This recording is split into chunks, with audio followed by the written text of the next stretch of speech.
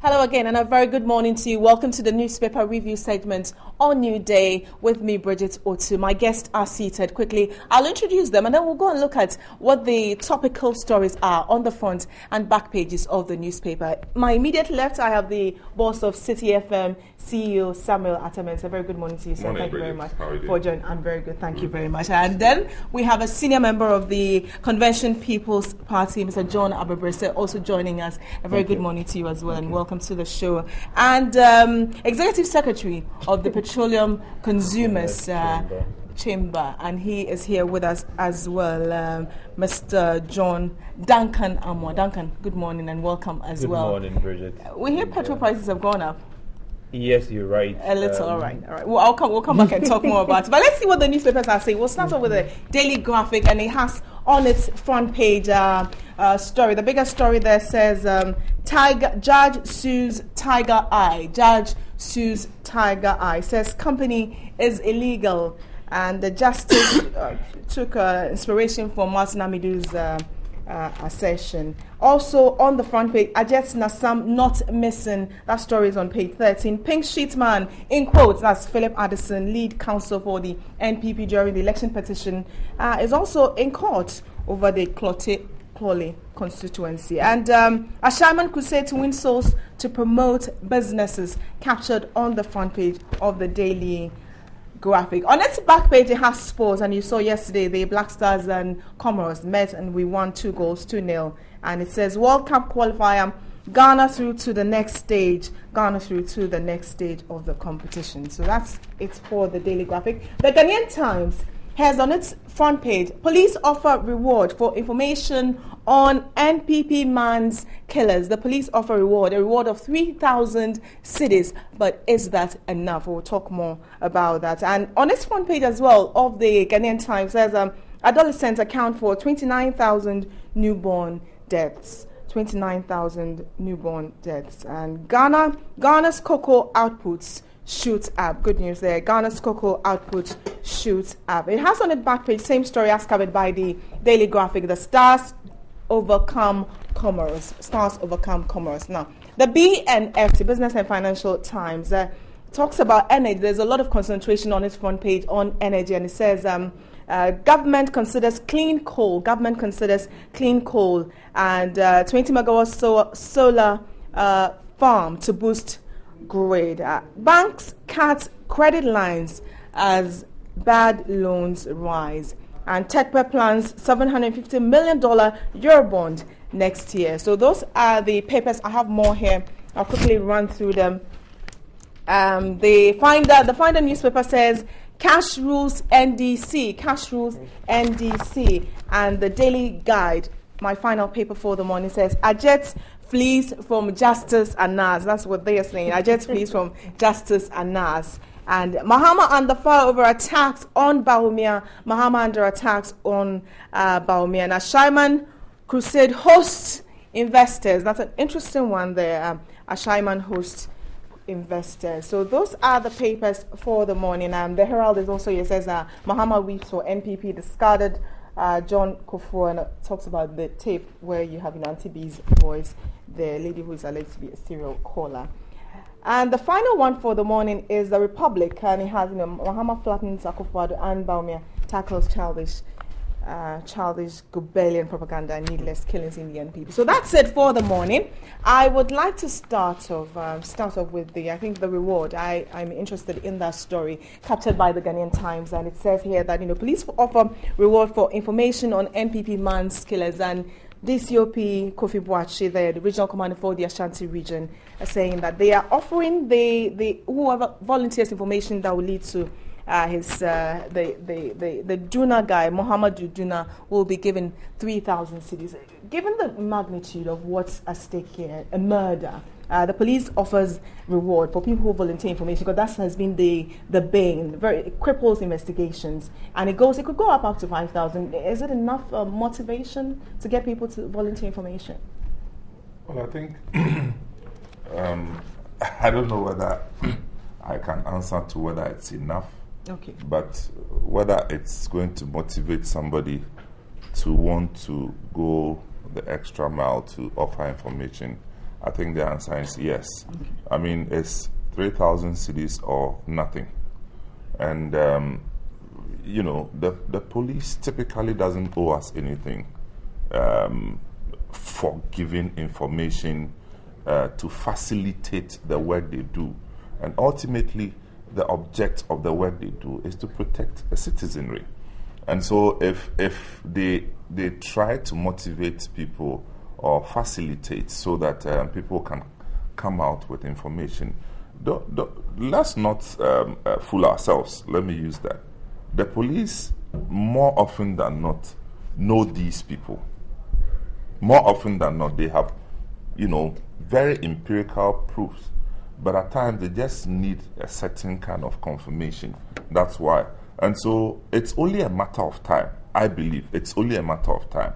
Because, see, this is not a murder that you can, the kind that is plotted by one individual who lurks somewhere in the middle of the night. Everything happened in the open. So somebody saw somebody. And I'm sure that it's only a matter of time. So I think that if the police has offered 3,000, it's in the right direction. I'm not sure. I mean, if they decide to give more, so be it. But 3,000, I think should do it. Okay. Mr. Chichona Bebrese, I mean, getting people to volunteer information is a very difficult thing for the police. Communities where we live in, people would see the crime, but they are never, ever willing to come forward. Who pointed out this gentleman. So how does the police get over that hurdle, which is big and has been an unfortunate barrier to resolving crimes? How does the police get over it? Good morning to your viewers. Sure. We have this big problem that we're facing in this country. Social responsibility. If there's a crime anywhere in our society, it is our duty to make sure that the perpetrators are brought to book. But just as you rightly said, somebody points at somebody for doing wrong, and the whole society turns against them. I believe what the police need to do now is to embark on a very serious educational program. They've got to educate Ghanaians, and like my colleague said, to know that, look, we are here to protect you, but we can do that much more effectively if you help us. Unless we do that, we're going to have this situation where people feel a bit uncomfortable volunteering information. But they're already feeling uncomfortable. Yes, they are already. And I'm saying that if the police can adapt a situation of trying to educate people and say, look, when something happens to your friend, you should know that it could happen to you. So we all need to start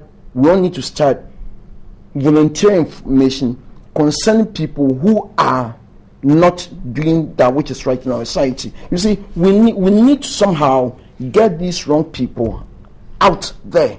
It's important. The person could be your brother, could be your friend, whatever. But he or she has decided not to fit into society. So what do we do? Keep them, show them. Otherwise, these crimes will go on forever and ever, and we'll have this problem in our hands for a long time. Okay. I actually want to put the same question to you, that when you have a community where we know each other, brother and sister, it doesn't in any way justify a crime, but somehow people are willing to sacrifice the magnitude, overlook the intensity or how grave the crime is, and let this person stay in the community. It's something they're afraid that they might come after them because they know they work in a gang. Well, very well, Bridget. What the problem basically would be for this particular instance would be because it's a political situation where you have a political activity leading to the death of one other person. And so you ask whether the people who were actually present, are they willing to betray one of their own? Although some would have seen what really happened, who really perpetrated that act. would the people be willing to volunteer information that leads to their apprehension, or they would want to treat it as a political party issue? I tend to disagree with what my brother Simon said earlier. The community we find ourselves in Ghana is such that crimes do not hide for too long. That is how come you find terror networks unable to operate effectively here. You have a situation where people are each other's keeper. In fact, in some 20, 30 years ago, we used to know everyone. Till now, when communities are fast expanding, that you find a new neighbor moving in and nobody seems to know too much as to who this person is, what he does, what his roots or traces are. But if you look at crime in this perspective, people normally volunteer information. There have been some instances where the police have also let some of these people down. Some people volunteer information, and before long, the armed robbers who were apprehended by this information are already chasing these people because they also have, friends within the police who go to say, it was Bridget that came to say, you did this, he knows you do that, you do that. So that alone doesn't give the public that kind of confidence. But I would want to appeal, if the police would listen, have that number, one dedicated number.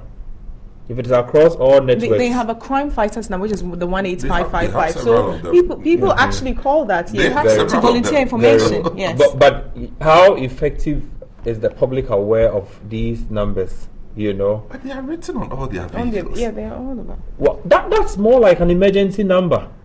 I am looking for a tip-off number sort of thing, so that if it works. The number is a pool number, so it does. You see one number, it does not mean that it's one number. I may be a bit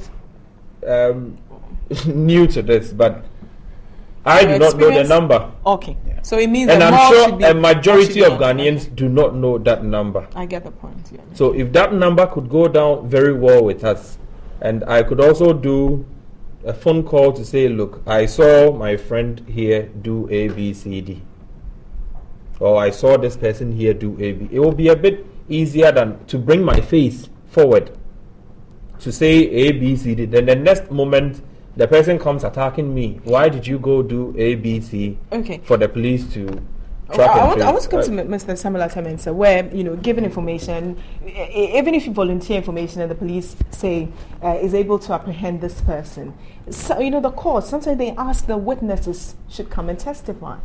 You see, intelligence work is not our kind of work. Sure. And I will still think that the police is in a good place to do their work. I think we've gotten a bit too cynical as a society with the police.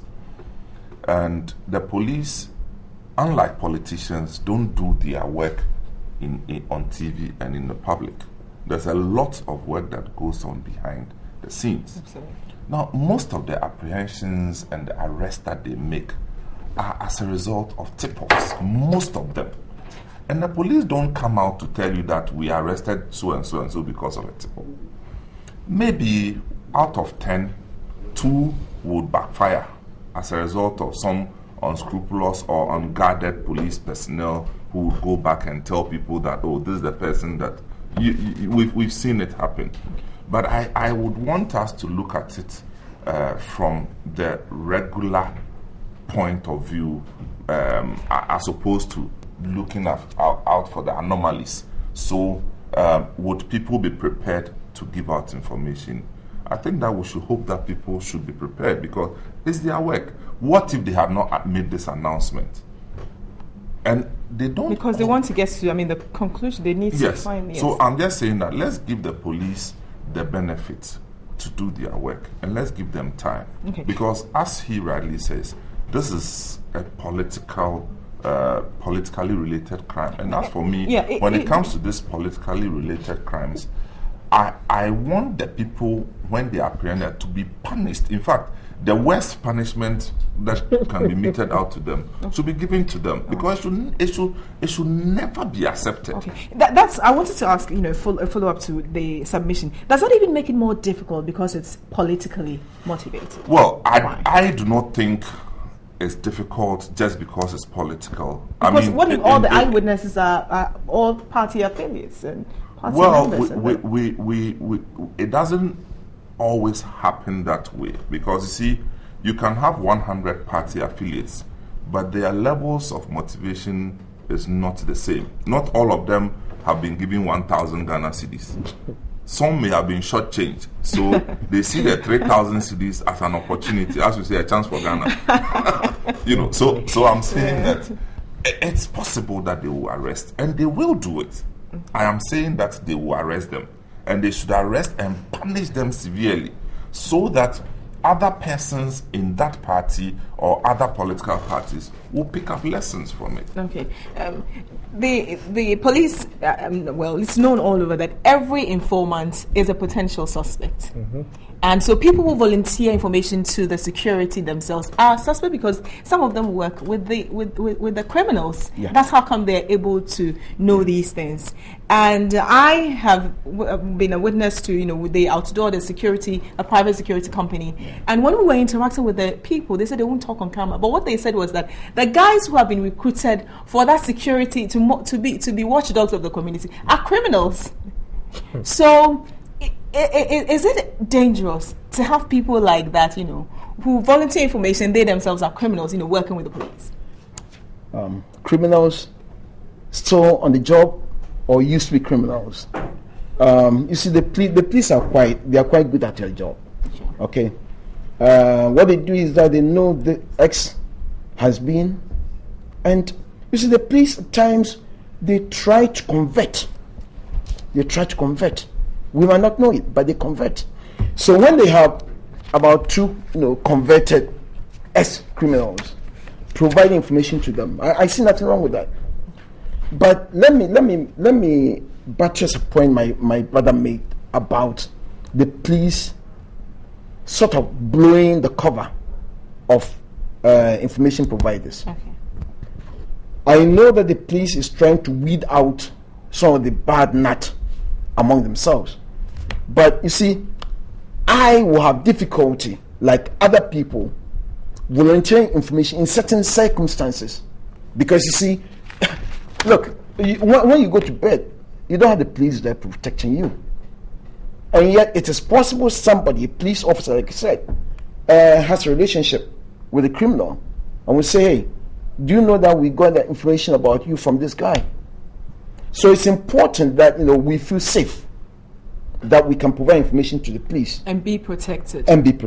Yes. Okay. All right then. And that will take us into our next conversation. Now, yesterday, I think the Bishops' Conference, it was reported in one of the papers saying that vote buying has a potential to undermine the sort of leaders that we vote for.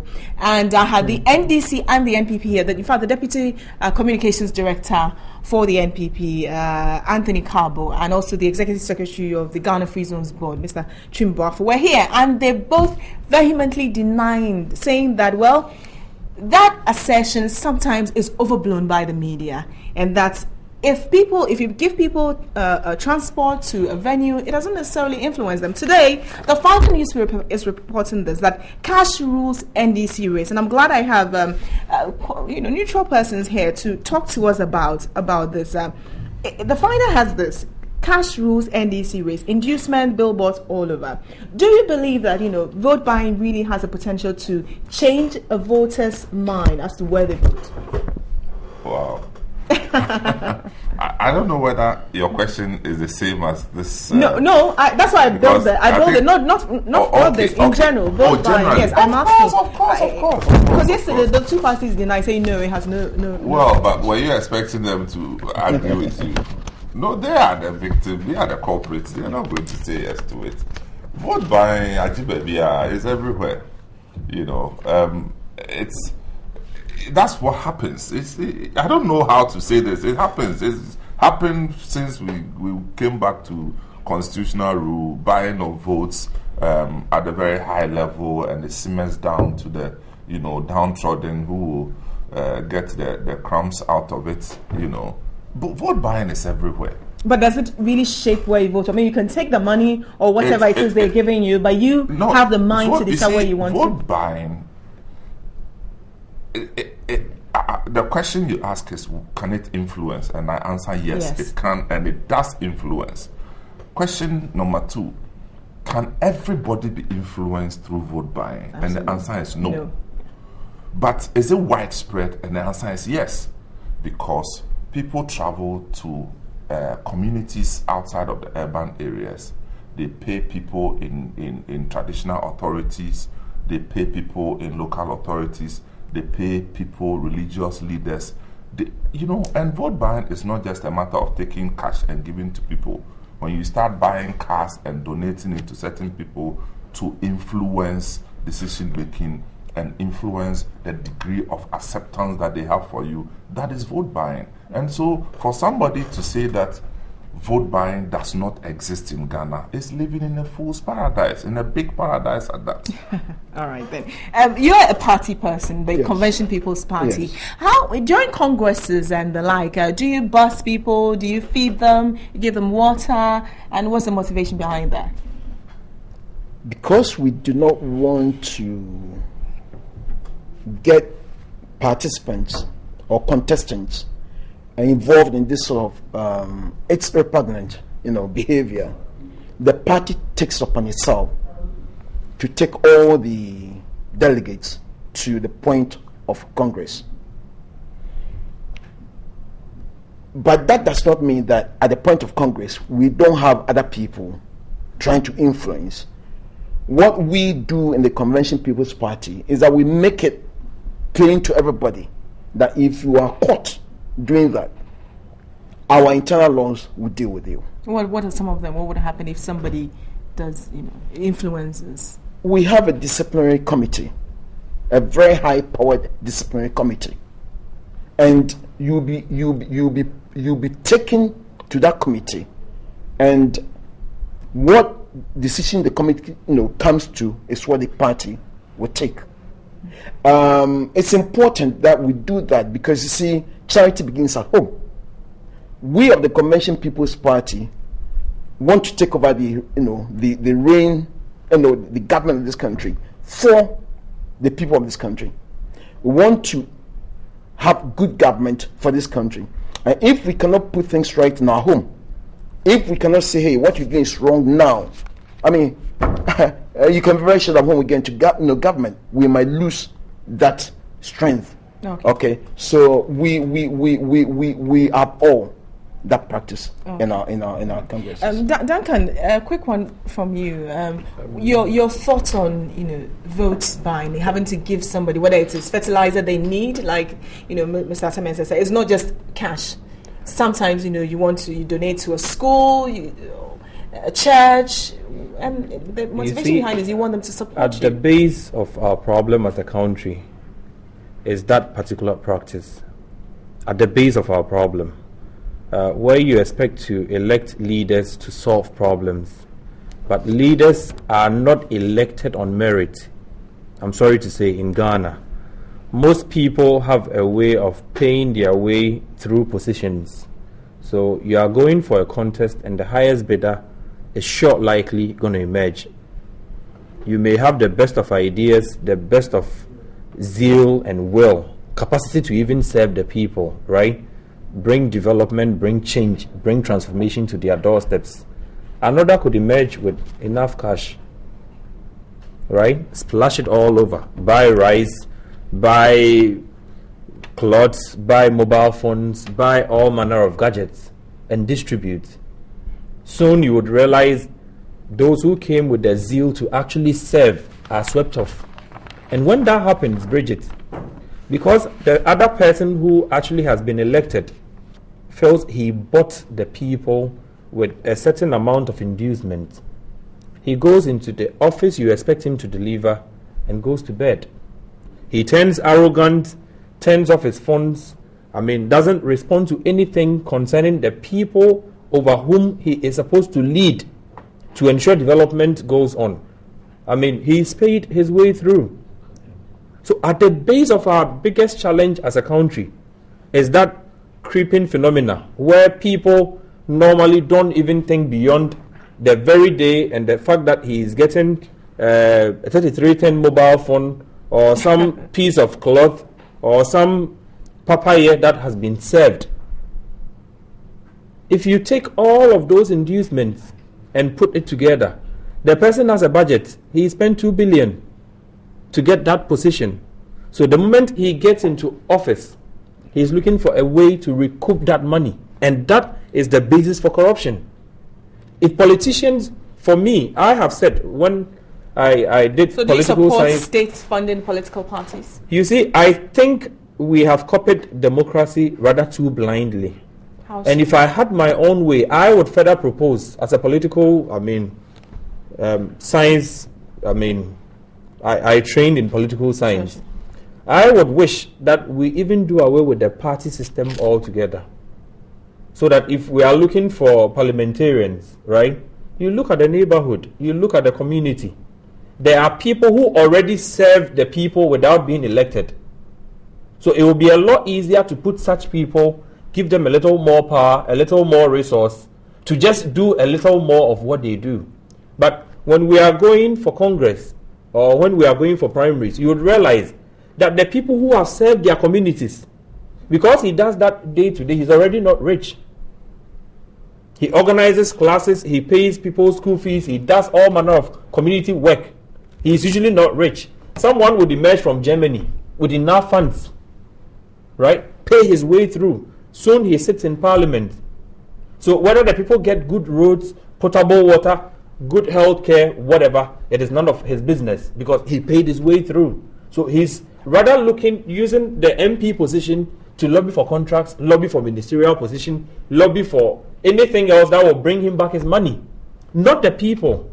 Okay. And if we do not deal with this, basically, Bridget, we should usually forget talking about corruption, because if the person comes to pay his way into office, he is sure going to find a way to recoup that money, and that would be the basis for corruption. 10%, I've signed the contract, you should give me 10%. Poor roads will be constructed. All right, okay. Mr. Ataman, so he's raised some very interesting points, and that brings me to the story. I mean, this was just the preamble to the story about Cashews NDC race. And the NDC have expanded their electoral college. And one of the reasons was to, curb some of these things. Now you don't have to, go to assemble at a particular place, be going all over. The people will have the choice to elect who they want to. But the finder is reporting that has failed woefully because, indeed, people are still doing it.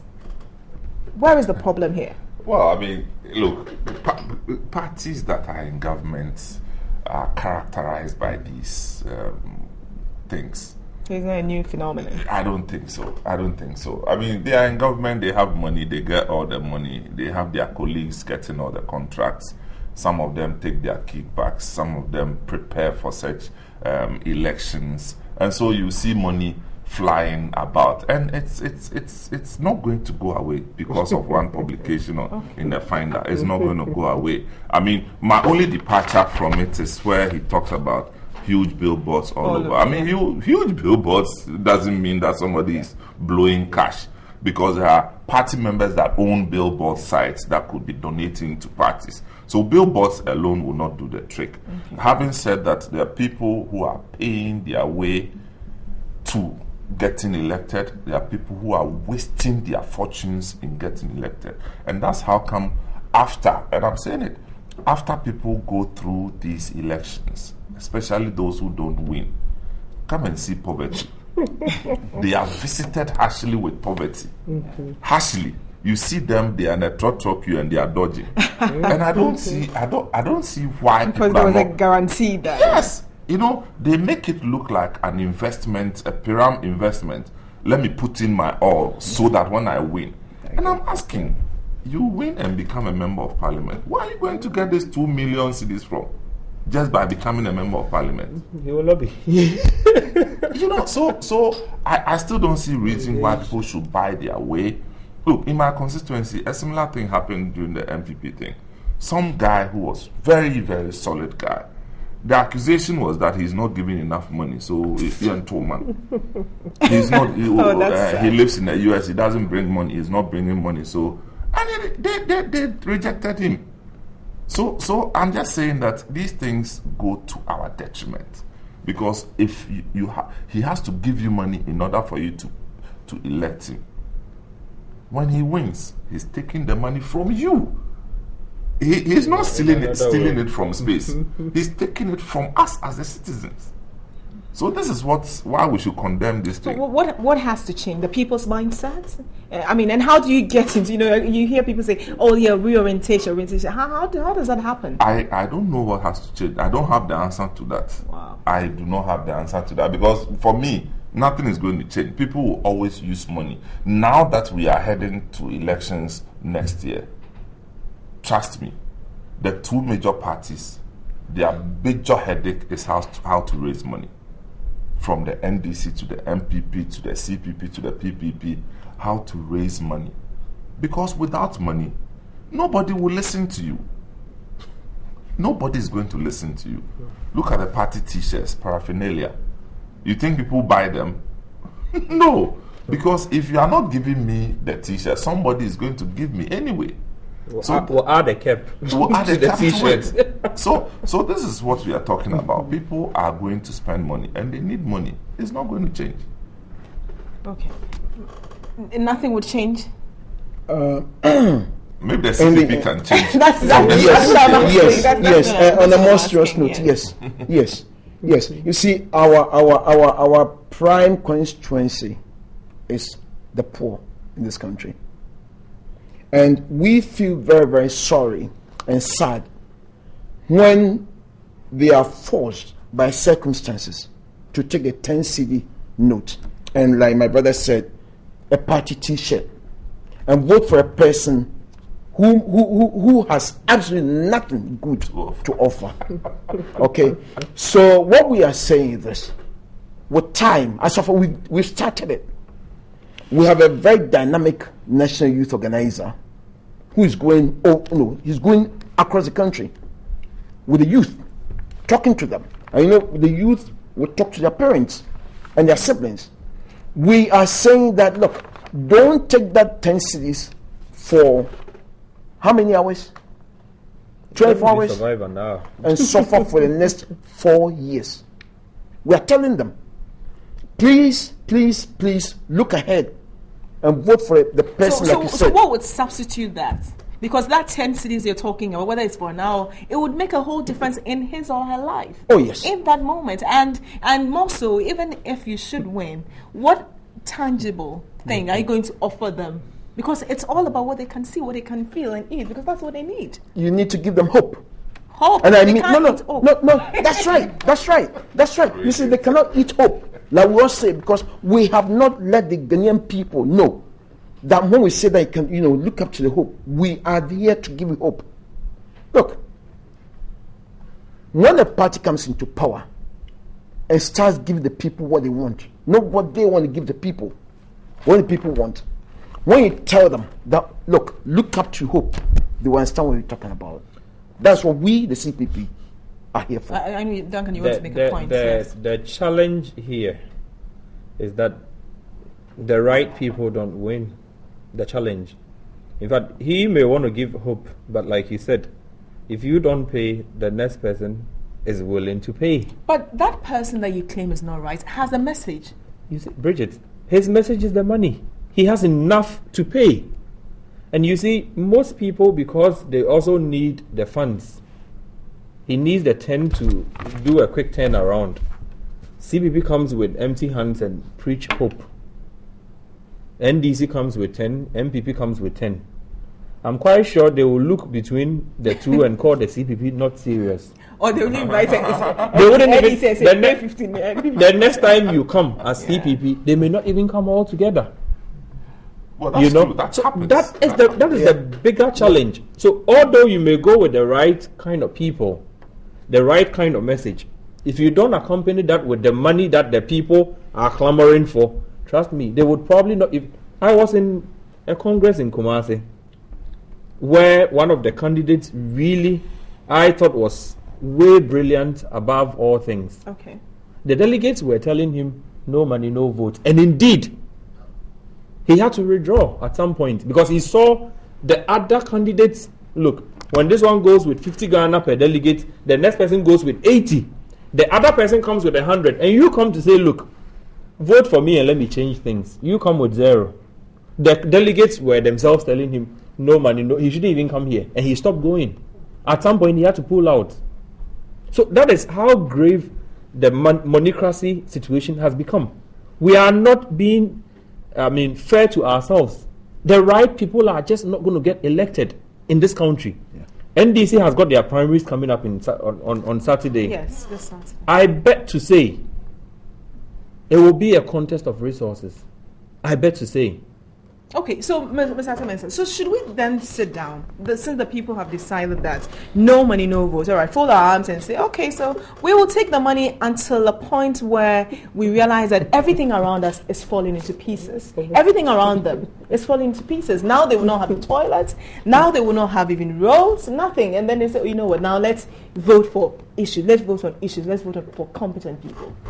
Well, for me, where I sit, I don't see this stopping.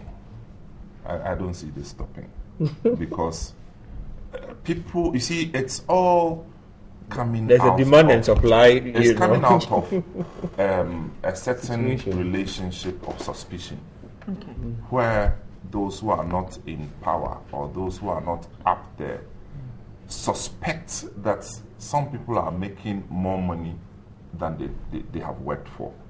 And so if I suspect that you've made more money than you have worked for, then where's my share? Demand. So the demand is motivated by the fact that, well, we thought that we all had our fortunes tied together when we came into politics. How come you have gotten this richer? Now, if indeed you have gotten richer, then where's my share? And out of that, people give money. I mean, look at what is happening in the Volta region. Some of the constituencies in the NDC primaries. Money is talking. Yeah, because the thing is that this is where we've gotten to. If you don't have money, don't come. You are less likely to win. And by this, I'm not saying that everybody that has won has had to splash money. There's this NDC member of parliament in one of the Okan quiz. I forget the name, Chawe or some name like that. Chai. Decent guy. Yes. And unfortunately, this same person says, I'm not running again. Yes. And he's young. And I ask myself, how many of our people, some people say that, some people have been there for, God knows how many years, and they say they will never go. This young person, decent guy, after 1 or 2 times, decides on his own that I've had enough, let me go and pursue other things. That's decency. And we need more examples like that. Some people have turned into Neanderthals in parliament. They will not go away today, tomorrow, nor forever.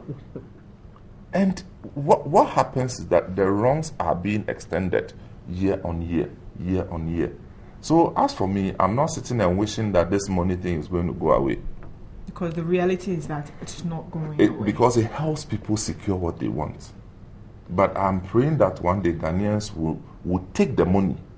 You see, I tell my people, you take the money and still vote against them. Because they have more money which they don't deserve. You see somebody in politics, you wonder, how do they make their money? If it's not being stolen, and you see say somebody in politics holding $1 million or, and I'm asking, what work do you do for you to get $1 million in Ghana? So if you haven't stolen it, let's go to Ghana Revenue Authority and then declare it, let's see. This is it. Because we don't make use of our own institutions. Mr. Rebbe, I guess you're an accountant. Yeah. Yes. He will tell you. If we say we are going by the book, all these politicians, they will be shamed. So do you support... go ahead. Make your point and I'll ask a question. Yes, go ahead. We're talking about corruption in our... Within the parties, yes. Our political system. Yeah. let me give you something that Kwame Nkrumah said when corruption was put to him. Kwame Nkrumah said corruption is not a problem peculiar to any country. And he said, I personally feel that the only way in which you can stop corruption in any country is to build up a strong public opinion against corruption. And that's strong public opinion. That is what we are talking about. You see, we can't just sleep and say that because it's been happening, it should continue forever and ever. Let us start talking to people and say what we're doing, we are hurting ourselves. With time, people will say, like you said, they will take the money and vote for the right person. I think Kwame Nkrumah spoke a bit too early because he didn't know that in Ghana, the people who fight against corruption when they are in opposition, when they get into government, the roles change. Well, he didn't know. Now become. He spoke too early. He didn't know he was going to be betrayed. All right, your final point on. Do you believe that states should probably come in? But in fact, before you do that, do you believe in funding? State funding political parties. Let's not even get there. Because it won't solve anything. Let's not. Who the mother of democracy in America? Don't they go and raise funds? So we state we want money to do electricity and to clean our gutters. We should go and give the money to politicians. No. I disagree totally. That state should take our money and give to people who want to pursue their political dreams. We should fund them. No way. It will stop. Duncan, yes, your point. Bridget, when people discuss Ghana's economy, they usually forget the political economy. Okay. So whilst the economy may be challenged, the political economy is still so fluid and well-oiled. So the same people come to say, look, we need to tighten our belts, do A, B, C, D. But when it gets to the political season, MPP will share, NDC will share. MPP would say there's no money, but they will share. Okay. NDC would say, oh, let's tighten our belts, we'll get there. We need to do austerity, programs to be able to move the economy. But they will find the money within the same economy. So the political economy largely is never broke. They're just gone by assembly elections, Bridget. Assembly elections. Some of the candidates could afford to pay as much as 5-10 Ghana cedis per delegate. And look at the numbers. So you end up asking, are we ever going to get to the end of this? And like my brother Atamenta said, if we don't get to a point where people say, look, whatever monies you bring to us, our monies that should have gone into the budget, our monies that should have gone into hospitals and roads, okay? So if you found a way to bring those monies back to redistribute, like the economists would say, redistribution, so be it. But we'll still assess whether you are affable, whether you are available, whether you are a good leader that could lead us to point B from point A. But if it is because you have the money to share and you go to sleep, and for which reason we'll go and queue and vote for you, Ghanaians should wake up. It is our own monies. These are not monies for people who have probably taught for 30 years and his retirement package is coming to use it. These are monies usually stolen from the same economy. So when they bring the money, yes, if you're a delegate, take the money. But still assess the person and say, look, what he is giving me, if I don't vote for him, would he come again? Sometimes you should try them and see. Don't vote and see the next time if he comes with the same 10 cedis or 20. He might be broke the next time. But if you voted for him, he will get a V8. So let's take the money sometimes, but use our own conscience to assess these people and vote forward thereon. All right, you can join the conversation. I remember to post your thoughts on our Facebook and Twitter pages as a New Day on TV3. Now, I want to talk just a little bit about, the Justice Gilbert Ayisi Ado, who's suing Anas, motivated by Mr. Martin Amidu, who picked Anas's, company registration and the functions that it was listed, and then the fact that it's contrary to what is captured in the Register General. I want to ask you this, that people, will register companies sometimes and maybe go on and do other things. It doesn't make it right, does it?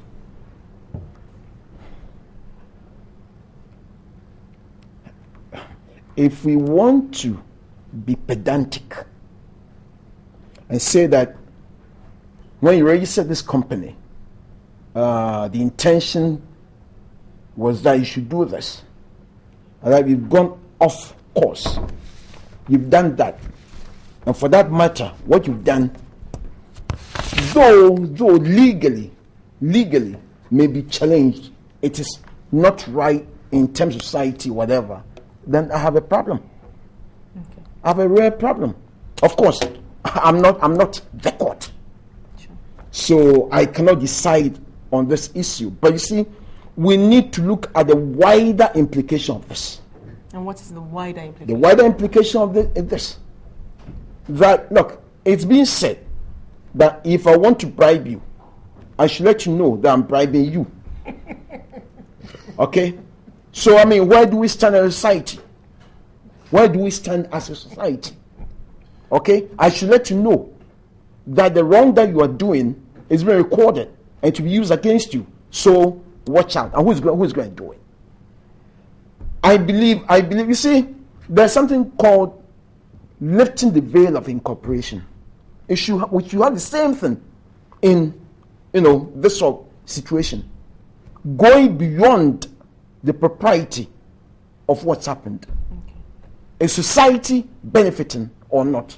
I believe the judges will make a very good decision on this. Okay. I think Mr. Masanamidu's point is that ANAS is an anti-corruption campaign, and he said that yes, he has his method of doing this.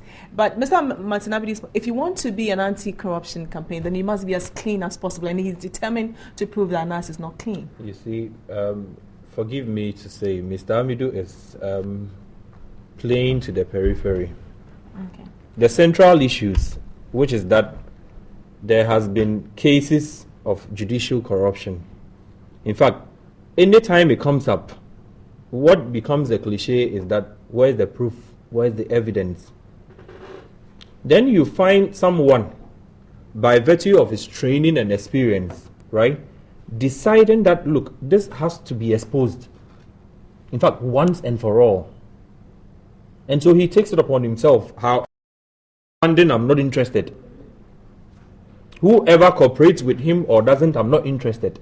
But like my senior colleague said, it will be difficult to go to a judge and say, look, my name is Anas. I'm here with a goat and some 5,000 cedis. I also have cameras on me. Would you take this and compromise the case or not? It wouldn't make sense. So if the gentleman has had to go undercover to do what he has done, the larger picture, in fact, the 27 million Ghanaians are keenly watching. Yes. Let us sound this note of warning. It is not as if we are not interested. Yes. We are. Yes. If they believe they could use technical and legal jargons to free themselves, then so be it. Let them go free. But the next time you catch an armed robber on video, a CCTV camera, he should get a defense that says, I didn't know you had a CCTV, so if you had a I wouldn't come. Yes. That should be the defense of any other crime. That I didn't know, oh, Bridget, you are watching, I didn't know you were watching me, I wouldn't have done what I did. Yes. I didn't know you were filming, I wouldn't have done what I did. If that is the excuse that the judiciary want to use to peg itself, let them go ahead. We are watching, like I said. If there's enough... But how about challenging his institution, the Tiger IP? Bridget, isn't it baseless? Assuming Anas is not even registered, he's a freelancer. What does the law say about it? Assuming he has no company, he's a freelancer, he goes about his investigations as an individual, right? Looking to expose the wrongs of society and correcting them. And today, Mr. Martin Amidu believes, and the few other justices that he is emboldening per some of his outbursts, believes that they should use the legal gymnastics, like somebody used some time ago, to free themselves. Let them be also ready to free any other crime or criminal who is brought before them, whose main excuse is that the police that came for me, the officer that came for me, right? His name is supposed to be Ata Mensa. I only see Mensa, right? Those are the excuses, and it's quite disheartening. Amidu says Tiger IPI Incorporated or whatever should be the name, but he says Tiger IPI, so they are not one and same. they cannot be. How is that relevant to the document or the evidence provided by Anas? It is only important to us, the ordinary Ghanaian walking on the street. We want to see justice done across board. If we say the law is no respecter of persons, don't let us believe the justice system, right, can free themselves whilst incriminating others for lesser offenses.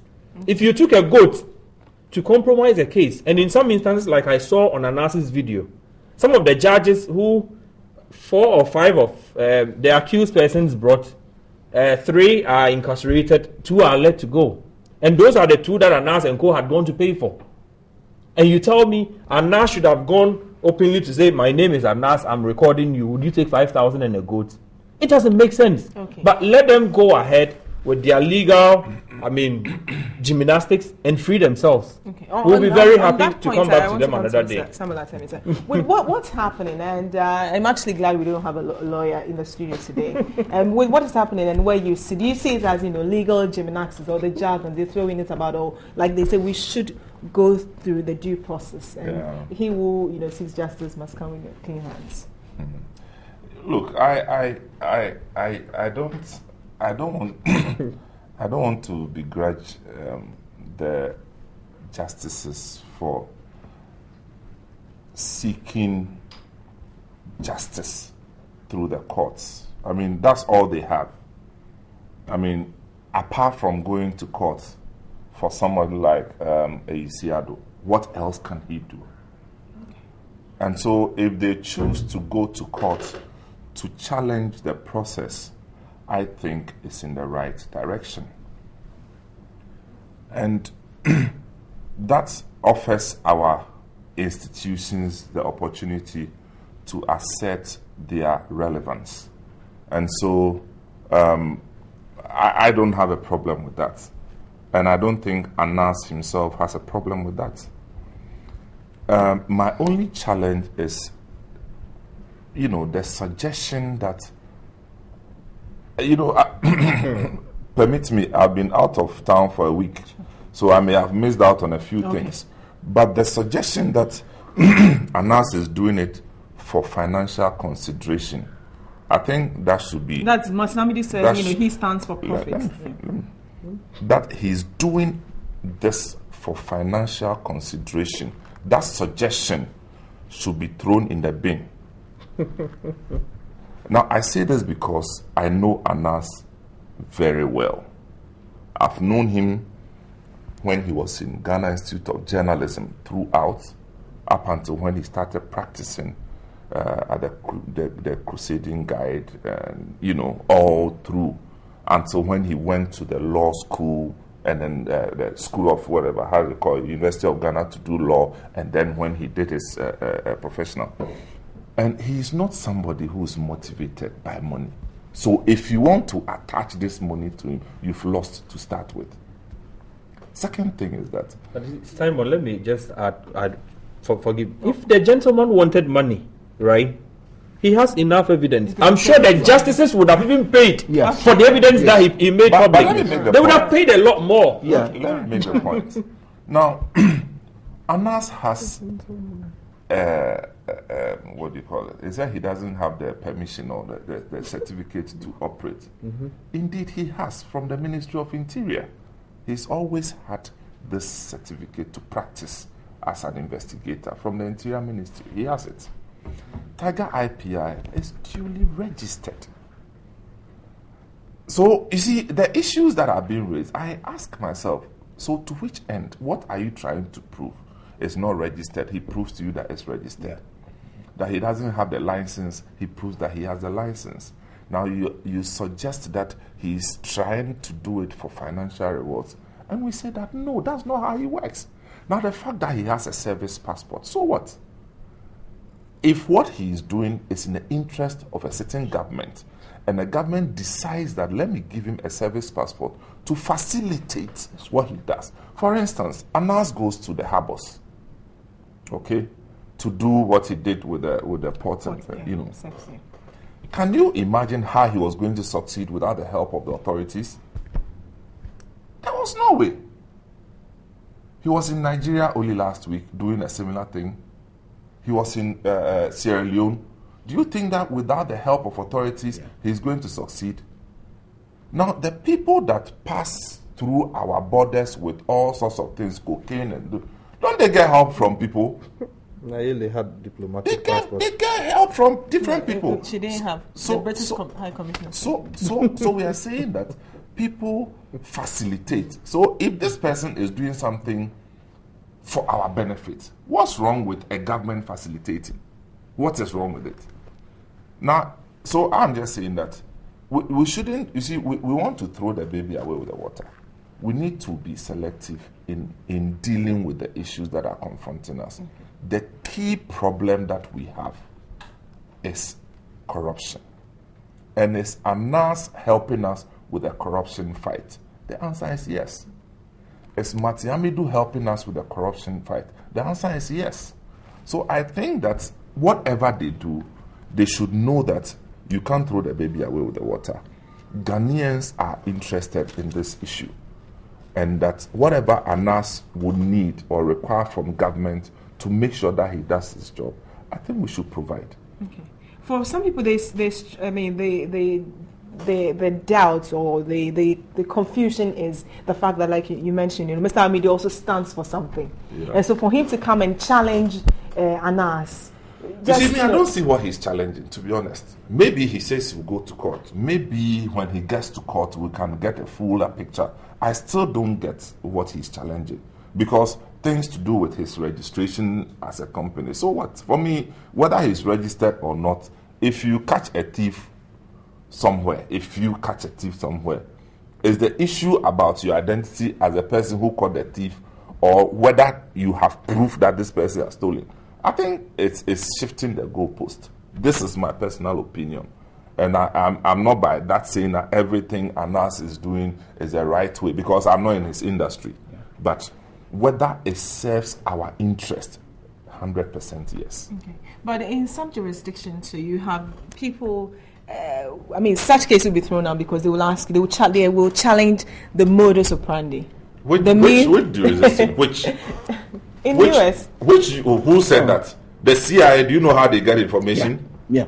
Do you know how the CIA gets information? So let's not get into other jurisdictions. In fact, in the UK, only 2 months ago, there was a similar issue where 23 magistrates were caught taking bribe. Go check what happened to them. Immediately. It didn't take 3 months like it's taking us. So let's not talk about other jurisdictions. Let's go, United Kingdom. It happened. Magistrates in the court of the United Kingdom taking bribes, £500, £600 for motor offences, this. They've all been kicked out. We are sitting here doing legalism and we say that jurisdiction. All right, Duncan, so, but don't you believe that, like earlier Mr. Atamensah said, that these justices, that's what they have. They also need to prove their innocence, that, they've used the word entrapment. We've talked about, the jargons and the like, that they must also go through the process. And so that's what they are doing. So if it means suing ANAS, counter-suing and all of that, they should be allowed to, Duncan. I'll come to you. You see, whilst you go through all of these, don't forget the larger population are watching. The 27 million may not wake up every morning to go to court to demand, or go to the Chief Justice to demand their incarceration. But we are watching whether the same law that they applied, right, to incarcerate and imprison other people, whether they will want to jump off the same law that catches up with them. Because you would have requested for evidence.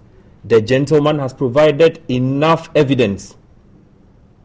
If in the end you come back with technicalities to insist that because of A, B, C, D, you should be let go free. In fact, the one who rather came to produce the evidence should now be hauled before courts, should now be prosecuted. Maybe Anna should be jailed, so that we fix T, Milo, and should I say, Beggar, right? For these justices, they've done so well. Maybe Anna should be prosecuted. So it is rather, you are shifting the goalpost. The one who went to do what he's supposed to do, to bring to light what we always talk about without evidence is now today being prosecuted.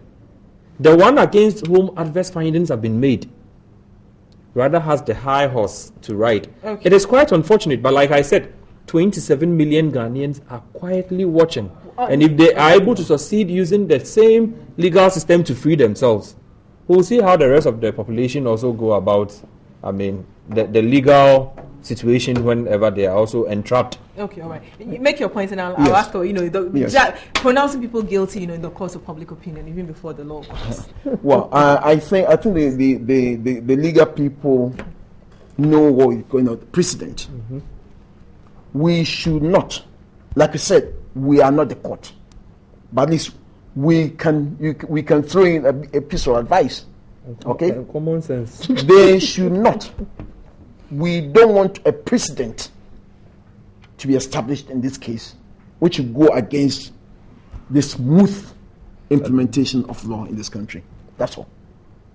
What they do now, with regard to this announced case, will be the standard that will be looked upon in judging similar cases in future. They should be very careful. Whoever has sitting on these cases. I wanted to share this, with all of you that in the U.S., the fruit of the poisonous tree, which is a legal metaphor in the U.S. and is used to describe evidence that is obtained illegally. Now, the logic of the terminology is that, I just want to go down and read something else to you that, such evidence is not generally admissible in courts. For example, if a police officer conducted an unconstitutional search of a home and obtained a key to a train station locker and evidence of a crime came from the locker, that evidence would most likely be thrown out of court. With that in mind. But why did they write most likely? Most likely. Exactly. Why didn't they say would be? Yes. So let's not play around with this. Yes. If the CIA wants you, they will not ask permission from you. No, they could even tap your lines. They do. It's wrong. Not could. It's wrong to tap your line, but they do it. Is doing that now. Look, for whatever it's worth, it's okay, as we said, for them to go to court, for the court to make their determination. Yes. But let's not start by saying that Anas is doing it for money, because he's not. Could have made bigger money from the same. The man runs businesses. People don't know that.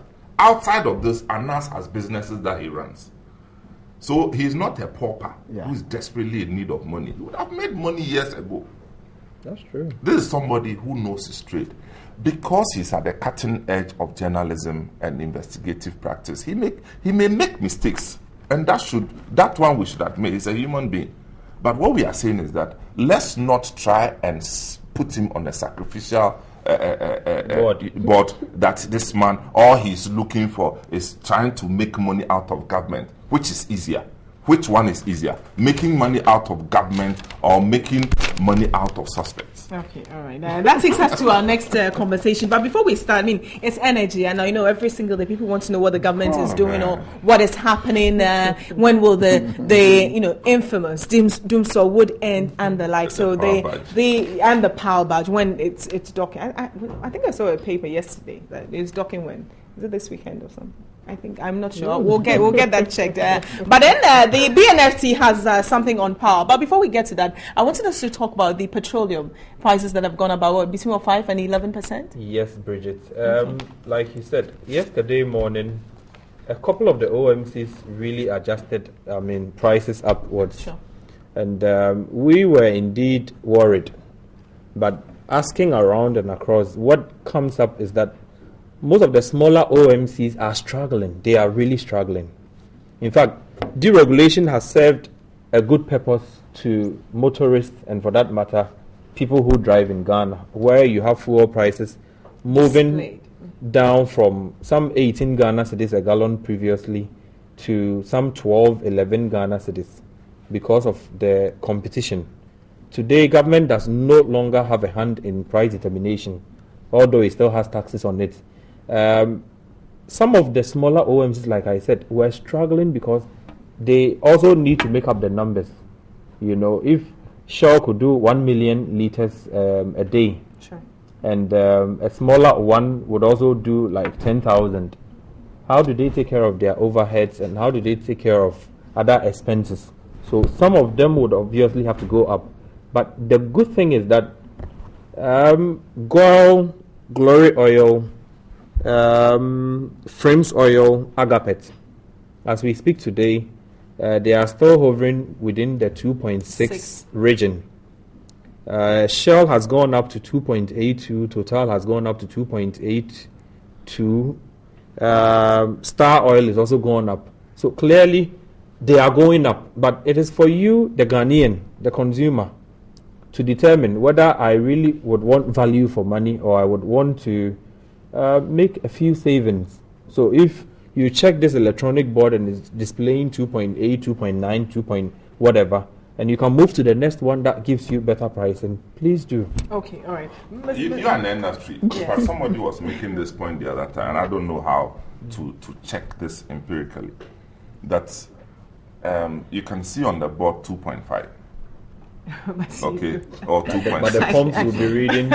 No, and then the pump gives you something short of 1 liter. How do you know? You see, so normally what we do when we go for our routine checks, because 4.5 liters will give you 1 gallon. Yeah. Sometimes you even start buying. I mean, insist you want 4.5 liters. Don't ask for 1 gallon. You want 4.5 liters. So if they are quoting 2.67 per liter, just pick your phone, do a simple mathematics. No. I'm talking about the calibration of the machine. I understand, but for you not to be cheated. In fact, as and when if you realize any irregularity, we could take that complaint. The NPA will take the complaint. Standards Board will take the complaint. If we did, we'll probably go to that station and ask the relevant questions and blacklist them another day. But what happens is that if people are not asking for 4.5, so normally you go and say you're buying 20 Ghana. If 20 Ghana should give you about 6 liters, and the machine is giving you 5.5 liters, you are being shortchanged 0.5 liters. That's your own problem.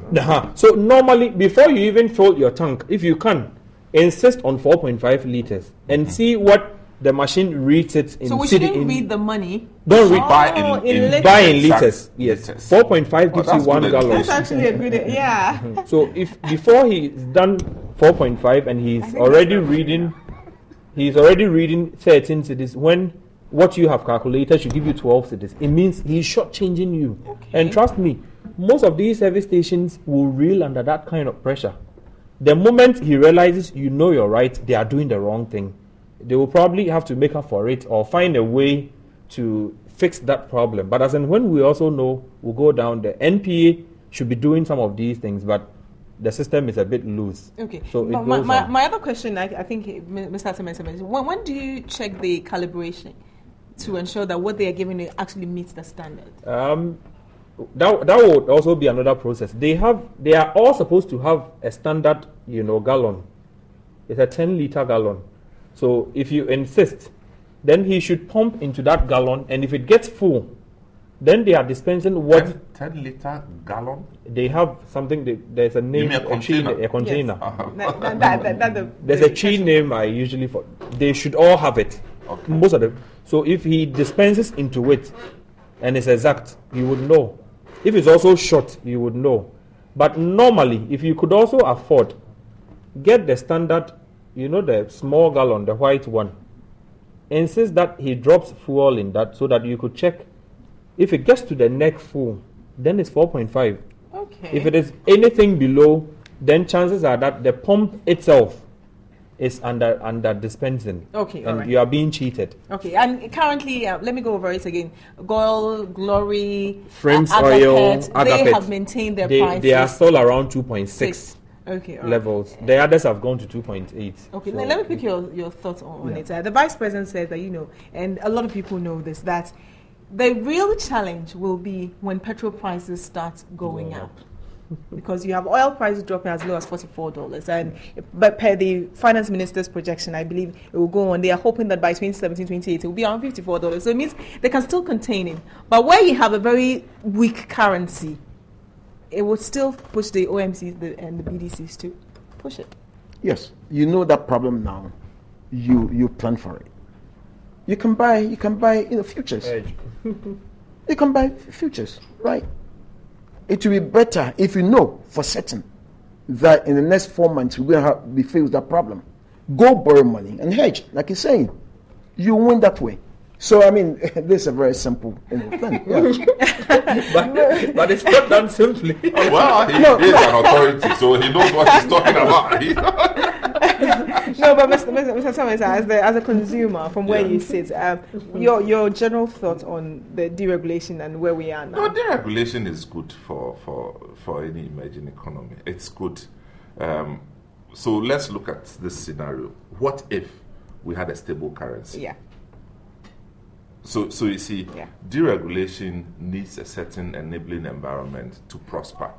Only that the deregulation as an item is finding its level, but it will still depend on other elements in the economy for it to see to its fruition.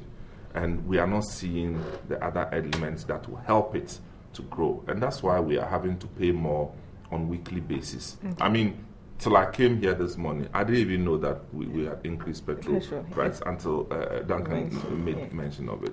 So that's where we find ourselves. We are not going to see the end of it anytime soon, because the currency will keep doing what it's doing, what it knows to do best. Keep going it has down a mind again. of its own. The currency has a mind of its own, dancing to any other tune apart from Ghanaian tunes. Okay, and a quick one. I mean, government is considering, coal. It's not the first time they've mentioned it, and the finance minister, read the budget and said, "Well, they're going to add 845." But the thing is, with what we have, we need to be able to get the money to fuel it. To ensure that we have stable power. And then if we want to go coal, there's nothing wrong with it. But how are we managing the ones that we have? No, I think the issue of power there, in fact, if we've gotten it wrong, we've gotten it, crowd. Tell me about it. Issue, the management of power there, what we complete. Right. So I don't see why we keep pretending every day we are giving you timelines and then another curious thing. We talk about power badges as if the arrival of power badge is going to solve all our problems. I think that has been made clear by experts that it's not going to end the crisis. So, no, I'm saying that the politicians, I'm not an expert. Nobody has problems with experts. Okay. We are talking about political commentary. Okay. Oh, power badge. Oh, no, it will come. Oh, next week it will come. Now, November, before end of November, the power badges will arrive. We will see whether enabling works and infrastructure to support the power badge are complete. Yeah. In 98, when we had a power badge, it didn't take 1 week to install and get it hooked onto the grid. We are waiting to see how long it's going to take to put this on the grid. Now let's look at all the power production units that we have from the IPPs and all the potential power sources that we are going to have. If we are able to put everything together, what it means is that we are going to get in excess of 8,000 megawatts. Is the electricity company capable of distributing more than 5,000 megawatts? That's the question that nobody is asking. And if they are not able to distribute, what happens to the excess? You see, we are. That's why I say this power problem, we are in a mess. And I'm telling you, we are in a mess. From where you sit, are we really in a mess, or the political talk has sort of put some dust all over, and it gives people hope. You hear power badge is coming. I mean, we've talked about this extensively, and I'm even interested in the diversification. We want to do this. We want to use coal. We want to use that. Yeah. In the process, the ECG now they are selling it. Even the ECG itself they are selling. Don't call me like that. So you see, we are not being fair to ourselves. So me, I tell politicians, when you are in power, be careful the decisions you take, because one day you will not be in power, and you will be subject to that decision you are taking. So you make it. Diversify, sources of power. There's nothing wrong, seriously. There was a time we were using coal many years ago, but what happened? Clean energy. They said there's nothing wrong with using dirty energy, if that will help the economy to grow. Sure. All right, then your final point, please. Unfortunately, we've run out of time. Bridget, let me insist that government should not look at deregulation as the end in itself. In fact, it's still a bit volatile. If the government does not resource the state petroleum agencies, if it does not ensure that TOR comes on stream, if it does not ensure that BOST continues to do what it does, if it does not ensure that GOR stays on its feet, Bridget, will one day wake up and the cartel is already insisting you should buy petrol for 40 Ghana cedis a gallon, because now they have the right to price whatever and however much they want it.